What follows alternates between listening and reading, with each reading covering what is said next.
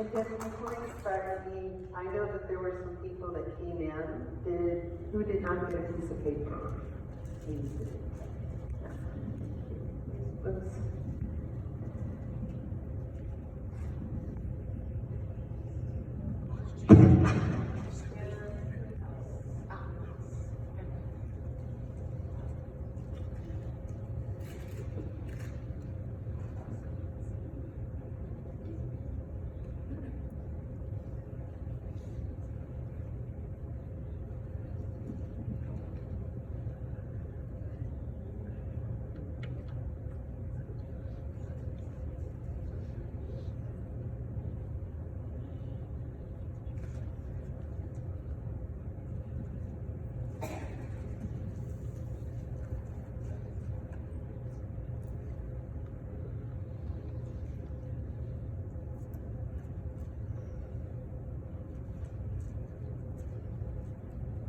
This is going to be an a cappella song, so bear with me. Smile and support me. I figured our guys, they do it. I'm going to do it too.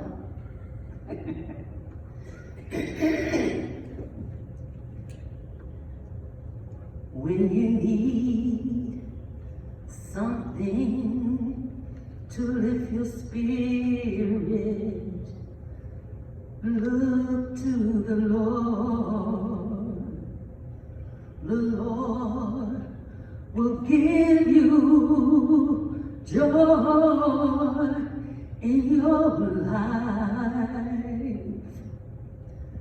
That will lift you up, lift up your spirit. You don't have to ask.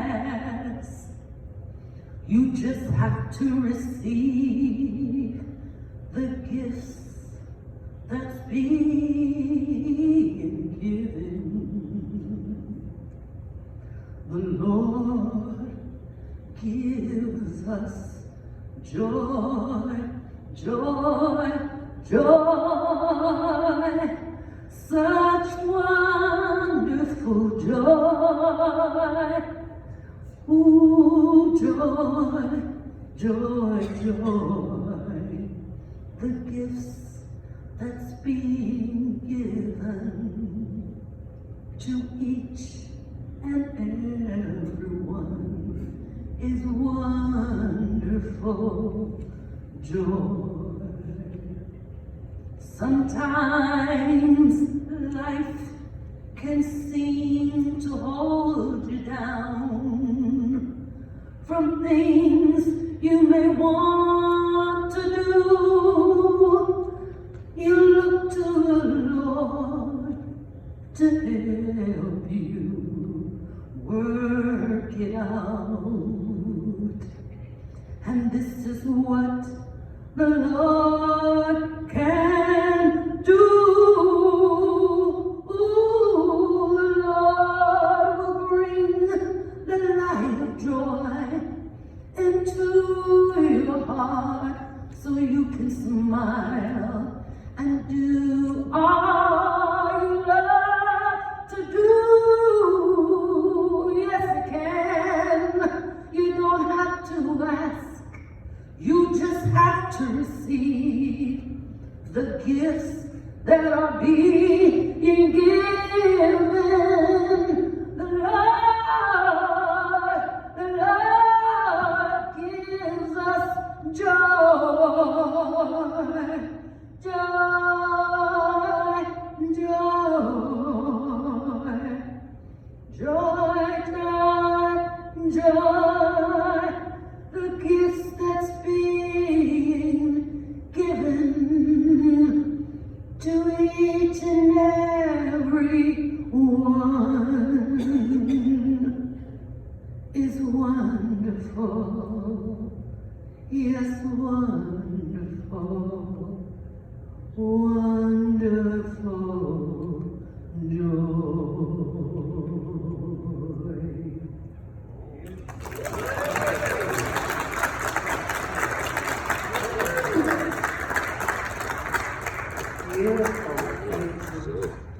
Beautiful, beautiful, Debbie. Yes. Oh, thank you. So good morning. I want to say something different this morning. I raise my life. I praise my life. For my highest good. Yes, we do. One of the things I'm looking forward to is the new year is that it begins with 2020. Now I know it's punny, but I mean, when you think about it, 2020 vision. Yeah. Okay? So work with me this year, all right? But, I mean, I look at that and I think, yes, 2020 is a new year, it's a new beginning, and like every year, we can create a new vision of what we want in our life.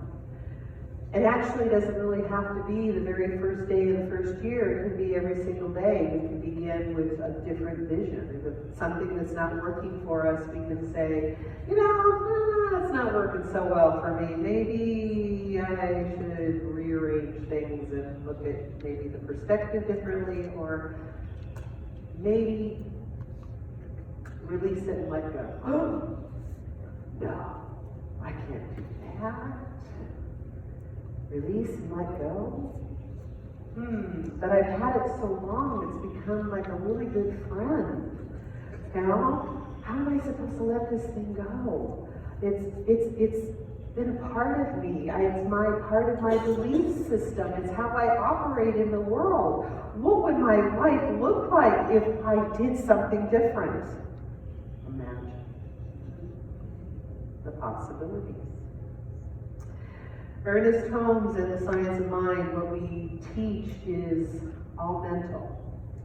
It's all consciousness. It's all about the possibilities of what we can create. But the one thing and the biggest thing we have to get over is our mind. It's our biggest hurdle. Because of course, because it's so mental, we play this mental game with us of conditions. And so what happens is we say, well, when this happens, then I'll do that. Or when I have this, then I'll be happy. And when I move into that, or I have this person, or that job, or that car, or whatever it is, then I'm going to be happy. And we make ourselves conditional to what is in our life. And at the same time that we're acquiring these things, we're not necessarily letting go of old ideas. What happens is we want to hold on to those old ideas, and we think that they're serving us, they're supporting us. And actually what we're doing is we're just kind of like glossing it over. What we're doing is we've got the same stuff, but we've just decided to ice it over with something a little bit sweeter. It's kind of like, no, I'm not going to use that example. But, okay, I'll tell you where I was going. It's, how many of us have cats? Okay? Y'all have cat boxes, right? Covering it up. That's what we do. We cover up our stuff. And we think, oh, it doesn't matter anymore because it's out of sight, out of mind. But it's still there. It's like a lump in the carpet. How many of us will, you can pick up the carpet and you can sweep it all under there, but yet you end up stepping over the lump the whole time. And yet it would be so much easier if you just dealt with it and then you could just walk instead of hopping over it. And have you ever noticed that maybe that lump starts to grow, and then pretty soon you're climbing over the lump? Instead of walking very neatly over it. It's where our spiritual consciousness is sometimes. In Science of Mind, what we do is we treat and we move our feet. Or we pray and we be on our way. And why we treat, and that is a very important part of our spiritual practice, is we know that there is a higher good for ourselves. If whatever it is that's bothering us on this level, we can rise to a higher consciousness and say, no, it doesn't bother me anymore because I know that God's got this. And again, You know, I always find it interesting, for something that so loved the world, that created all of this for us, we continually doubt it, and we have to hang on to it. And we have perfect examples of beauty and creation, but yet we can't trust God with our own lives to create something better, something wonderful, something that's the highest good for each and every one of us. It's, you know, I was thinking about this. Jesus said in the Lord's Prayer, "Thy will be done." He just didn't say "Thy will be did." He said, "No, Thy will be done." It's over with. It's done. It's complete. I let it go. I release it. You know, God's got this. And that's what he was doing, is he was letting us know that God's got this. The higher consciousness that is within us, the divinity that is within us, that God self, it's already got it. It's taking care of it. Don't have to mind it anymore. So,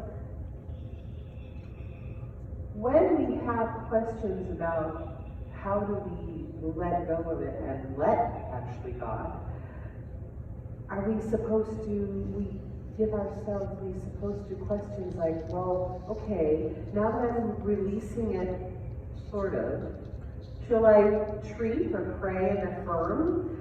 Should I visualize my outcome of what's going to happen? Or do I place it in God's hands and write a bazillion affirmations about it? Or do I say it's all up to God? Or focus on all of it? Yes. You focus on all of it. You release it, you let go. You write an affirmation if that's what you need. You put a post-it note on your forehead that reminds you that yes, God's got this.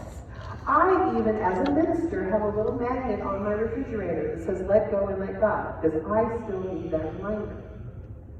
Because sometimes I too say, okay, you got this? Yeah, I got this. But really what I'm doing is I'm talking to myself. Because the divine which is in me is that's what I'm talking to, is I'm saying, you got this, Rhonda. You got this. God's got this. You got this together. Anything with God is possible. Trust yourself. Trust what's going on. But then we get those like little voices in our heads that say, you can't do this. What do you mean? Well, I think I can. No, you can't. What if I told you you could? Remember the people that tell you you can't? Yeah, but with everything God is possible. Really? You think so? I mean, how many of us have those conversations with those little voices that tell us that we're not good enough? And so what we do is we hang on, we hang on to things even more. So many times, you ask yourself, well, how do I let go? How do I let go of the stuff I know is not good for me? Just let it go. Really? Just let it go. No. Let it go. And then we have claw marks in it because we don't trust ourselves. And that's what really it comes down to, is we're not trusting the divine who's in us. We're saying, well, no, I've got to somehow do it myself. I have news for you all. You're not doing it yourself. As much as you really try to convince yourself that you're alone in this, God is with you. And God is acting through you as you. So when you say, hey, this isn't really working for me, the divine within you says, okay, what does it look like for you to change it? Well, I don't know, because of course, I want this and this and this and this to happen before I can really concentrate on it happening. Can you forget about the outcome? And that's what we hang on to, is we hang on to the outcome, because it has to look like this. Have you ever thought maybe God has a different picture for you? That God has a higher and better picture for you than what you're really looking at? We don't see that. because we're too much in the human doing instead of the human being. And when you allow yourself to be in the silence and to pray and to meditate and support and serve yourself, God will speak to you and say, you know, that person you've been hanging around with, you know, bless them on their spiritual path or bless them on their path and just say, thank you, I love you, and aren't you an interesting child of God? And you just say, thank you for all that you have given me. And the same thing with the job. Maybe you get to a point where you know, and I'm at that point right now, and I've shared this over with you, is now is the time for me to release something that I have done for 40 years. And I will let you all know it's very scary for me. I am stepping into something that I have no idea what I'm doing. I feel like I'm stepping off that cliff and going, ah! Who's going to catch me? I'm going to catch myself. Because what I know is I don't have a crystal ball to see what's going on or going forward for me, but what I do is I have that divine self in me that knows that there is a higher going on. That even in the silence, I don't need to know what God has planned for me. All I know is that as long as I have a spiritual consciousness of higher good, I know that God's got me, it's my back, it's going to catch me, and I'm not going to fall very far. In fact, probably not fall at all. You know, it was funny, I am, one of the things I've never shared with all of you is that I'm a little scared of heights. And so for me, flying is definitely a prayerful thing. I do a whole prayer around flying. But last year, or this last year, I had an opportunity to go to Seattle. And so of course, when you go to Seattle, you gotta go to the Space Needle, right? And I kind of looked at that thing and went, really? You want me to go up there? And I thought, okay. And it was one of those days where when we woke up, we all decided we were going to go as ministers, and I thought, okay, I can do this. I got my people. We're good. I've got God. We're right here together. And it was one of those wonderful cloudy days that Seattle has, and you couldn't see the Space Needle. We all knew it was there because we could see the thing, you know, the support system, and you couldn't see the disc. And we're thinking, okay, well, we know it's there. So anyway, we all decided to go up in the elevator, to take another elevator and get up there. And it's probably around, I think, 75 stories, somebody said. So you're up there pretty high. So when we got up there, of course, they say, okay, now go out onto the, platform, and look. And I'm like, really? So when we get up there, I noticed that we left all the clouds behind. The clouds are all here, and when we come up, it's a gorgeous, beautiful, sunny day. I'm thinking, wow, this is really cool. And then I stood there on the edge and said, this is a lot like our consciousness. Sometimes what happens is we are so in the clouds, or we're so under the cloud layer of non-possibilities in our life that we forget that we can rise above it. So what happens is we can take that mental elevator to the top, and we can rise above the clouds, and we can see the beauty of the world as it is. And if you ever, I know some of you have been in planes and you've seen that cloud cover from an airplane, but when you're up there, it's like this giant sea of cotton. It's just beautiful. And you think, wow. And that's a lot like our consciousness. We can rise out of the clouds even when we think that underneath nothing is possible, that the sun is not going to break through.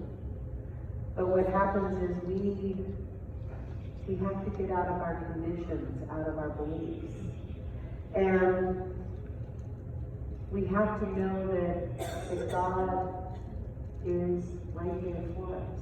That when we rise above these clouds on a bad day, the sun is always shining. So You know, one of the things I thought was kind of interesting when I was running through the Bible around Christmas and preparing for all the Sundays, I thought, I can tell from this as we're going into the release. You know, the Bible says it came to pass, right? Does it say it came to stay? No.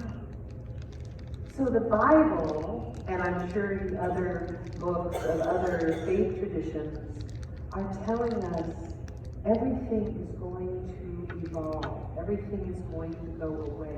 And yes, right now sometimes it looks like it's not going to, but it is. So what we really should look at is what I call stinking thinking, where it really doesn't serve us.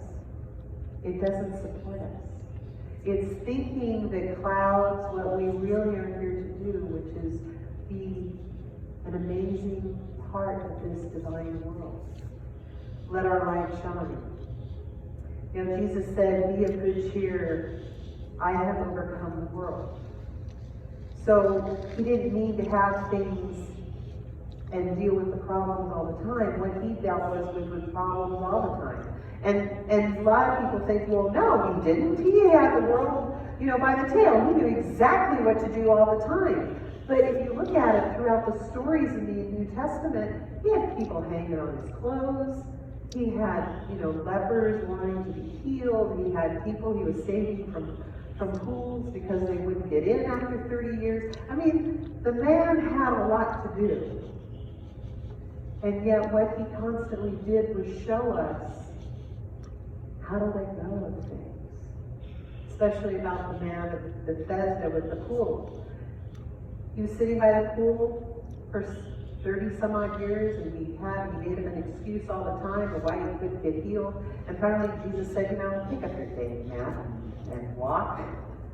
And that's what God is for us.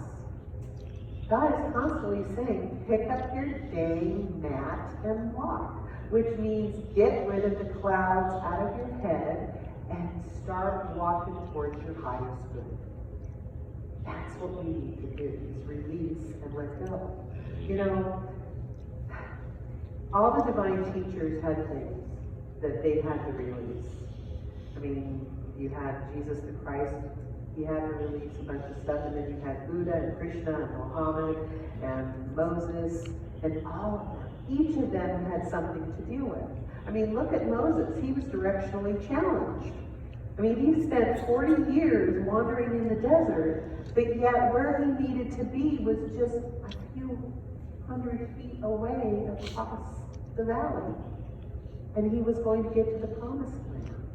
But because he kept himself limited, and because he couldn't see beyond what he needed to see, because he had limited vision, he stayed put instead of moving forward. And that's what happens to us. Instead of looking to our highest good and saying, I don't need this no longer serves me, we stay put because we're scared. And that's what it comes down to, is we're scared to invite something that's new into our lives. When we do invite those new experiences, haven't you just said, wow, this is really nice? I know that, like when people think about, well, should I move? Should I do this? Should I do that? Because it's so easy to get comfortable in our lives. It's so easy to stay right where we are because it's safe. It's so easy.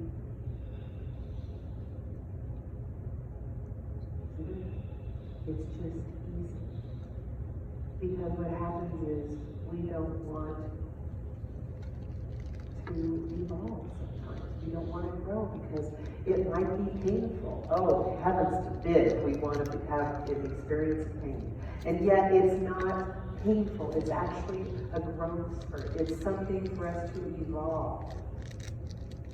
That's what we're supposed to be doing. Is we're supposed to be evolving, not staying put. So God has called each of us to live a higher good. And so what my invitation to you this week and every single day is to release something that you feel is not serving you. You know, the past is the past. That's why they call it the past. And that's why they call it the present, because it's a gift you give yourself each and every day. It's being the presence of God. It's being in the presence of saying, yes, give it to me. I'm ready. Being open, allowing your heart to be open. When your heart is closed, you can't receive. So what is it right now that you're thinking about for that little piece of paper?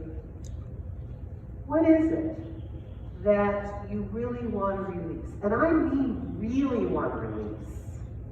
I'm telling you that when you write that word or phrase or whatever it is on that paper, you're giving it up. You're giving it up to God. You're giving it up to yourself. You're saying, this no longer serves me. This no longer empowers me.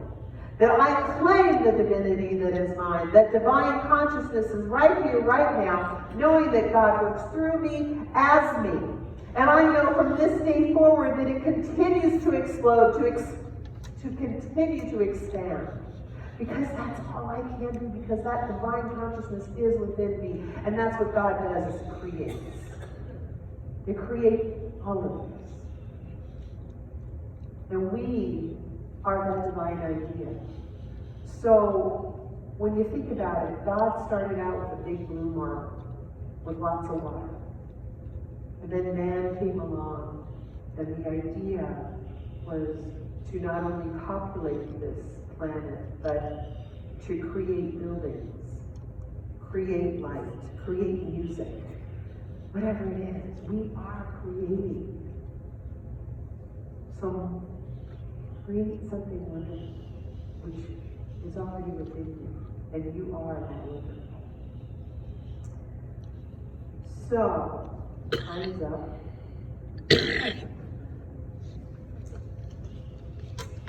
I want to invite each of you now to take that little piece of paper in your hand. And if you haven't already done so, please write whatever you wish to release on one side. And whatever you want to reclaim on the other. Or maybe you just want to use one side. It's your piece of paper.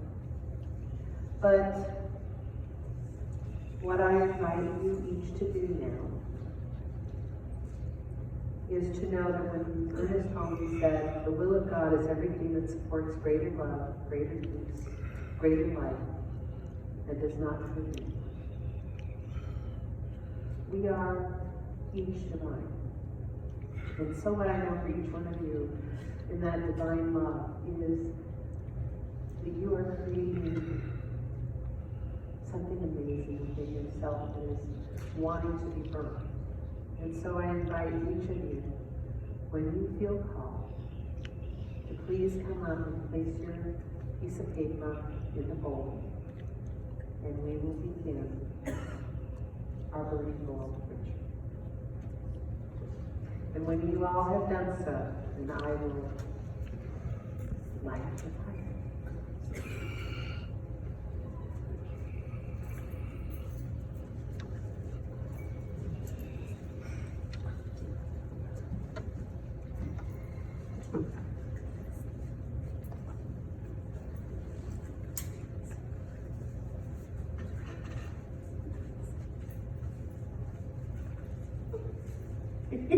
Just want to let go. There we go.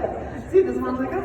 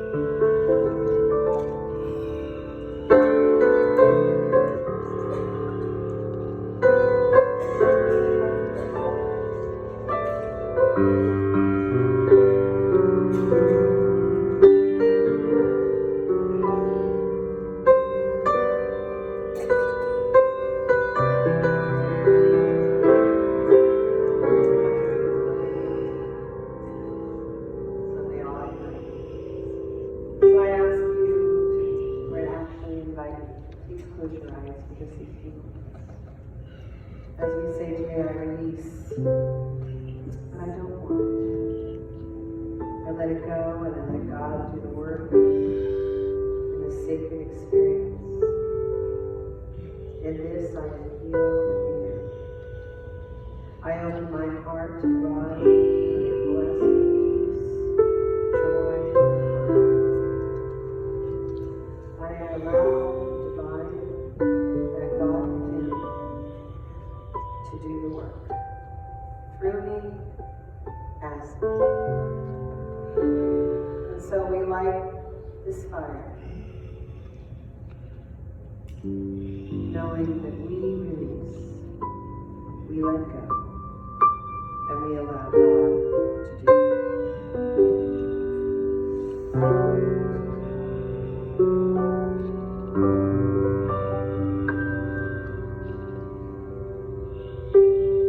that it is done.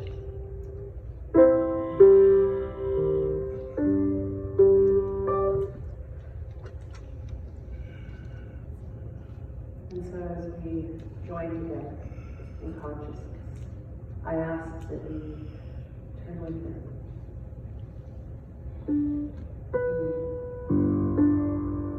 What I accept here now is this divine presence right here, that I know is within each one of us. I know that as we step forward into this new year, we release, we let go, we allow our hearts to be open to new experiences, to the joy and love that the divine within us has already called into action. We go into the year of 2020, yes, with a vision for a world of peace, a world of love, and that which serves us, supports us, which is all God. We know that as we move into this new year, that hearts are united, that the world is united. We, as a human global consciousness, know and accept, love, and join together. We allow and know peace, not war. We allow and know the light of love. We hold the candle and pass it to one another, no matter who we are or where we're from. We are joined in this one consciousness as a global community. God is present right here, right now. It will always be. It is eternal. It is the eternal flame that is ignited within each of us.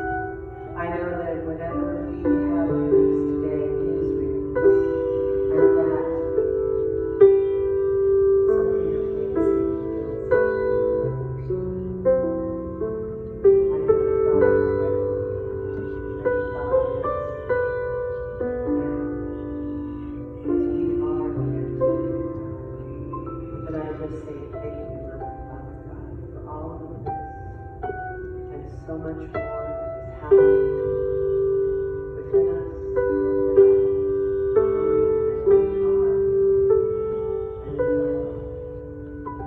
Thank you, God. Thank you, God.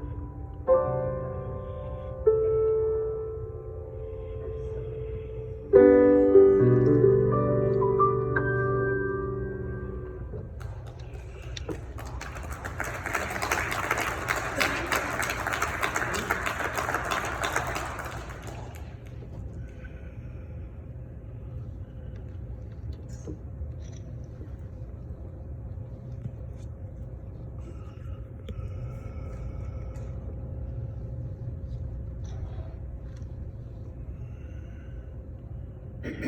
Again, I'm singing a cappella.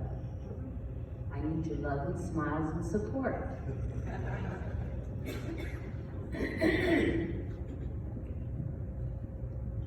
These songs I wrote myself. This one, the first verse, I wrote myself, but I took a little from a group called Mary Mary.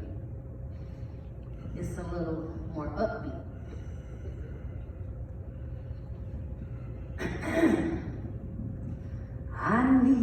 just a little more Jesus. I need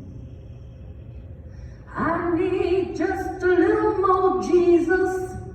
I need just a little more Jesus. I need to pray more so I can receive my healing. I need just a little more Jesus. I need.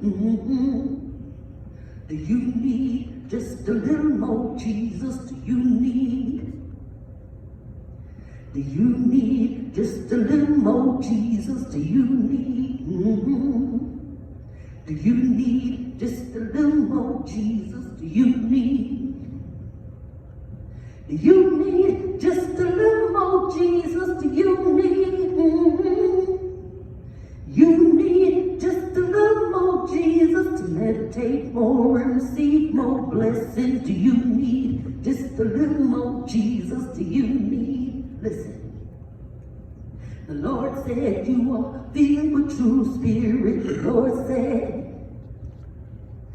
The Lord said you are filled with true spirit. The Lord said, The Lord said you are filled with true spirit. Prayer and meditation, you're sure gonna feel it. The Lord said you are filled with true spirit. The Lord said, The world said we all need a little Jesus. The world said we need a little Jesus. The world said, The world said we need a little more Jesus so everybody can get a little more feelings. The Lord said you need a little Jesus. The Lord said, we said, do we need a little more Jesus? We said, do you need no Jesus? We said, do you need a little more Jesus? We know we can get along better. We said, do you need a little more Jesus? We said, listen, if we had a little more Jesus, if we had a little more Jesus, if we had a little more Jesus, we'd love a little better, wouldn't be no problems. If we had a little more Jesus, if we had.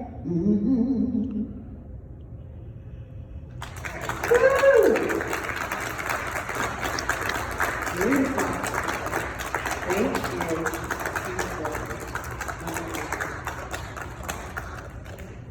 So it is at this time that we come together as a spiritual community. I have the ushers come forward, where we gather our tithes, and those tithes we know are going to pay for our staff and for our building and for anything else at the Center for Spiritual Living needs, knowing that we are abundantly fed.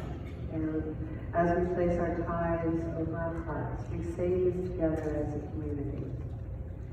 Divine love, through me, blesses and multiplies all that I am, all that I have, all that I give, and all that I receive.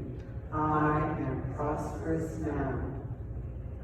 I give thanks with a grateful heart.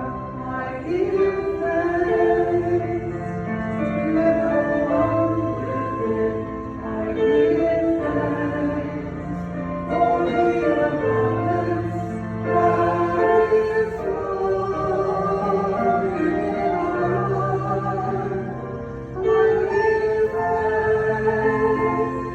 the life I live. I give thanks for all I do. I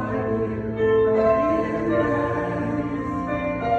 for the being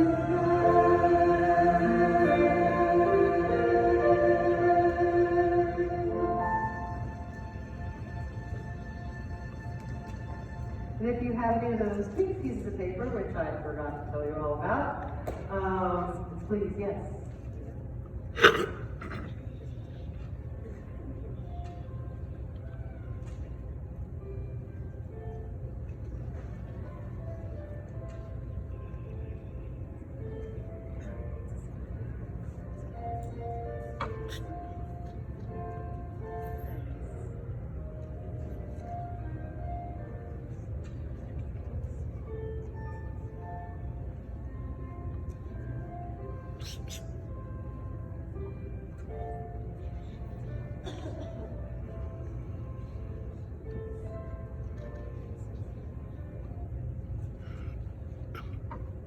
Zyla, I know is right here, right now, with this beautiful pink piece of paper knowing that there is healing and truth, spiritual truth, which is love. I just say thank you, God, for all that is, all that will be, as together we sing. And so it is.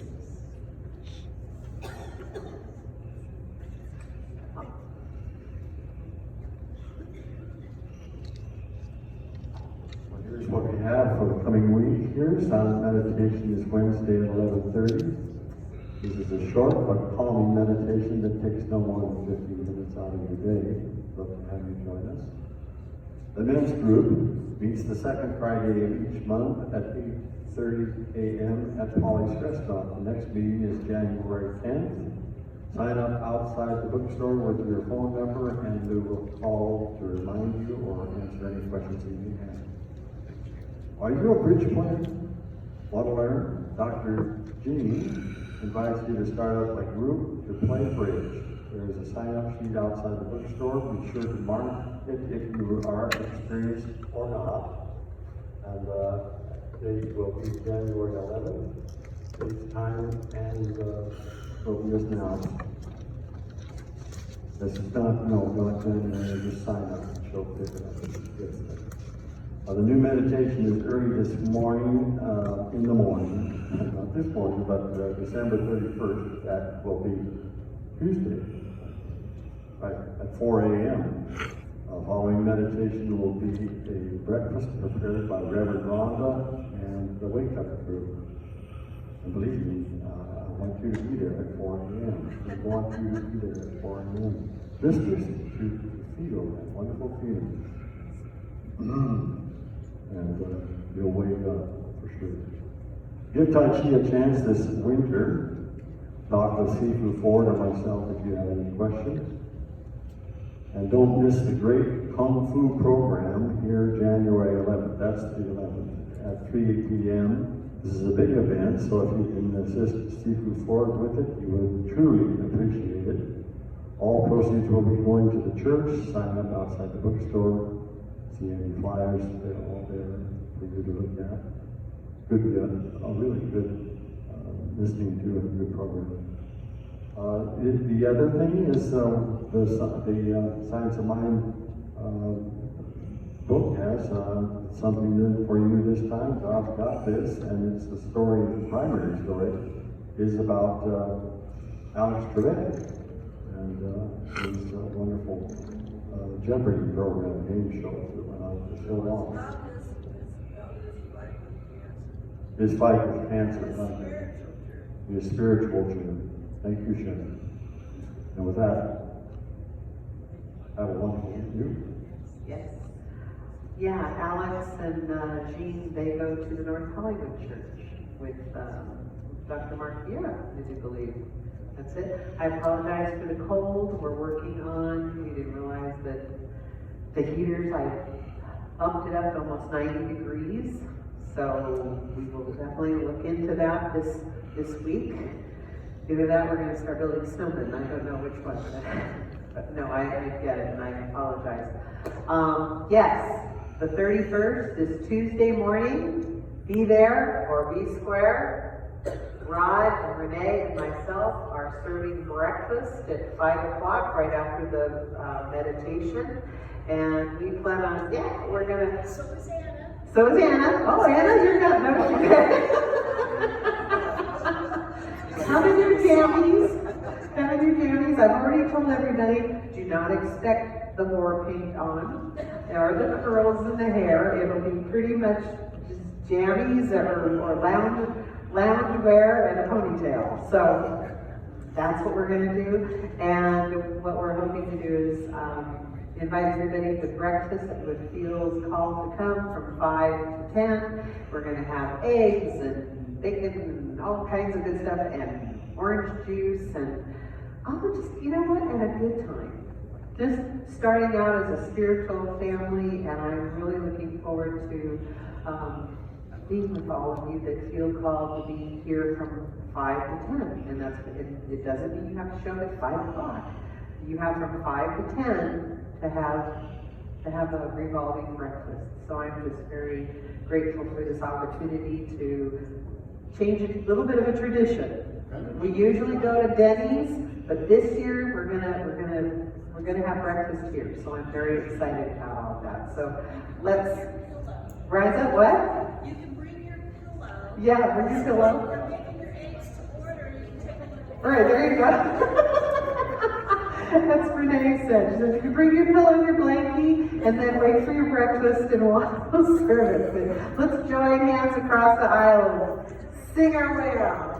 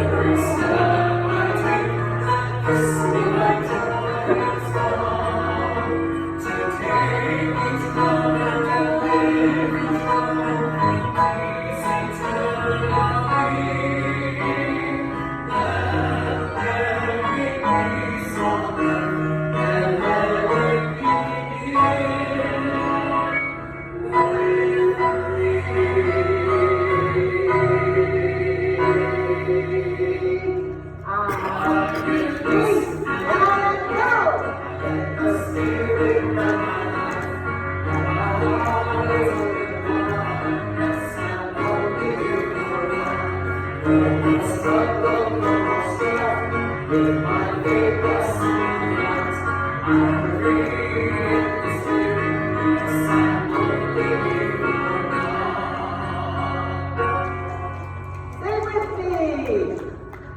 I have perfect vision. I can transform the world. I am the divine light. And so